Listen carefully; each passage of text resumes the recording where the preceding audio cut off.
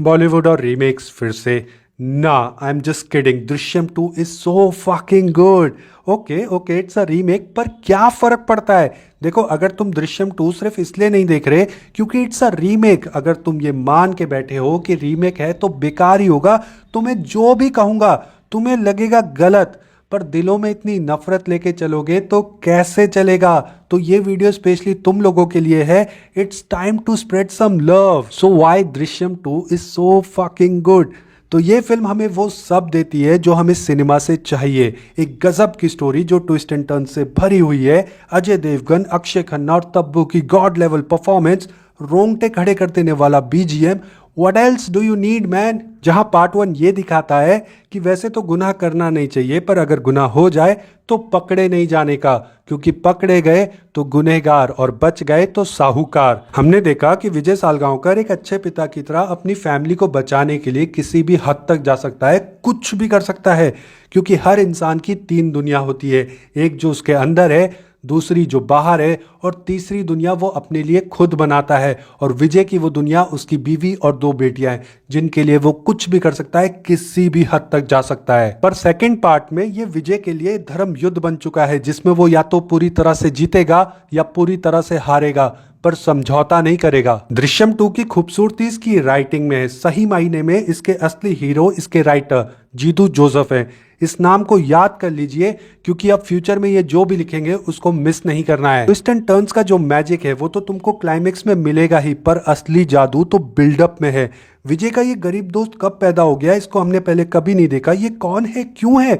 ओ, climax में यही तो विजय को बचाता है। विजय का ये दोस्त कौन है जिसे वो अपनी फिल्म में हीरो बनाना चाहता है, इसको पहले हमने कभी नहीं देखा। ये कौन है, क्यों है? ओ शिट, यही तो क्लाइमेक्स में विजय को बचाएगा। और अब ये कौन है जिसके हाथों ओपनिंग सीन में मर्डर होता है, इसका क्या लेना देना विजय से? ओ होली क्रैप, यही तो विजय को फंसाएगा क्लाइमेक्स में। जो स्टार्टिंग में एक फालतू सी डिटेल लगती है, वो अंत में केस की मेन कड़ी बन जाती है। जब अंत में सारे पत्ते खुलेंगे और विजय बादशाह के ऊपर इक्का फेंक के मारेगा ना, तो कसम से तुम्हारे शरीर से आत्मा बाहर निकल के स्टैंडिंग ओवेशन देगी। तालियों की गूंज से थिएटर की दीवारें भी कांपने लगेंगी।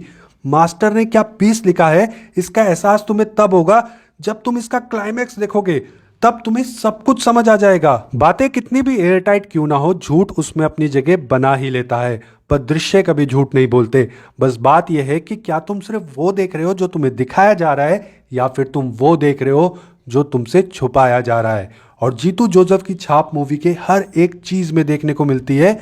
भले ही उस हादसे को हुए अब 7 साल हो चुके हैं, जिसने 2 परिवारों की जिंदगी बदल दी, या यूं कह लो जिंदगी बर्बाद कर दी। ऊपरी तौर पे तो विजय अब एक बहुत ही सक्सेसफुल आदमी है। उसने अपना थिएटर खोल दिया है, केबल टीवी का काम अच्छा चल रहा है, गाड़ी वाड़ी खरीद ली है।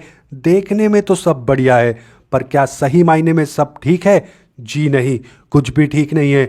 ऊपर से भले ही वो काम दिखता हो, पर अंदर पूरा केओस है, क्योंकि वो जानता है कि वो कभी भी फंस सकता है। क्योंकि गुनाह करने के 100 तरीके होंगे, पर पकड़े जाने के 101 होते हैं। उसकी एक गलती उसको ले डूब सकती है। उसको हर बार बचना है और पुलिस को सिर्फ एक बार पकड़ना है, और सारी बाजी एक ही झटके में खत्म।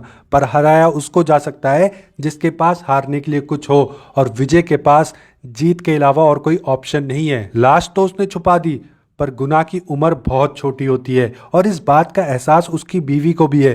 तभी तो पिछले 7 सालों में नंदिनी ने हर एक पल डर के साए में काटा है।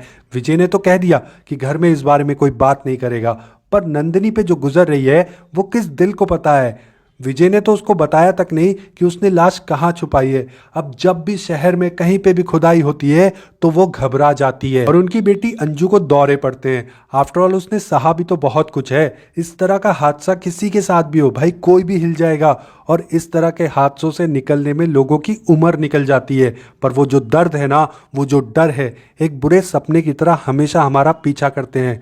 जब भी वो पुलिस को देखती है तो वो डर जाती है। सपने में उसको समीर की लाश दिखती है। ये फिल्म हमें ये फील कराने में सफल होती है कि हर एक कैरेक्टर किस जद्दोजहद से गुजर रहा है, और साथ ही साथ फिल्म हमें सोसाइटी के उस रोप को भी दिखाती है जिसे हम देखना नहीं चाहते, जैसे जलन, ईर्ष्या। क्योंकि विजय अब बड़ा आदमी बन गया है, तो बहुत से लोग जो उसके साथ थे वो आज उसकी तरक्की से जलने लगे हैं, पीठ पीछे उसकी बुराई करने लगे हैं।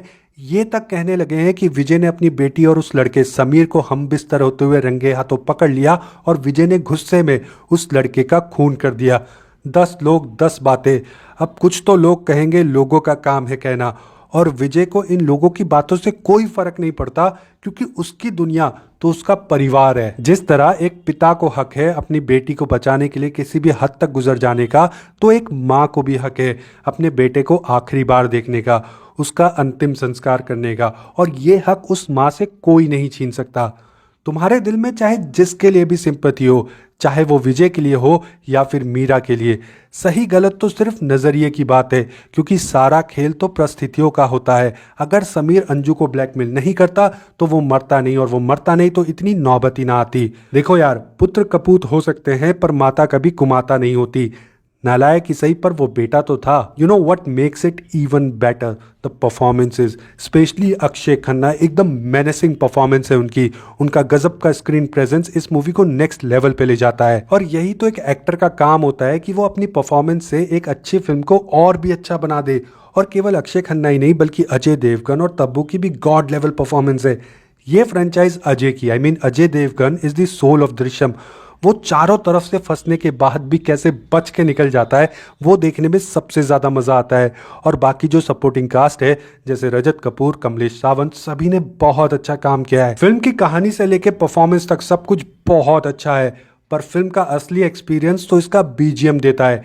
देवी श्री प्रसाद ने क्या म्यूजिक क्रिएट किया है, हर एक सीन में क्या थ्रिल महसूस होता है, मानो जान हलक में आ जाती है। फिल्म की कहानी और म्यूजिक साथ में मिलकर जो टेंशन बिल्ड करते हैं, ओ माय गॉड, एसी में भी पसीना आ जाएगा। दृश्यम 2 में कमी निकालना उतना ही मुश्किल है जितना मेरा तुमसे चैनल को सब्सक्राइब करवाना।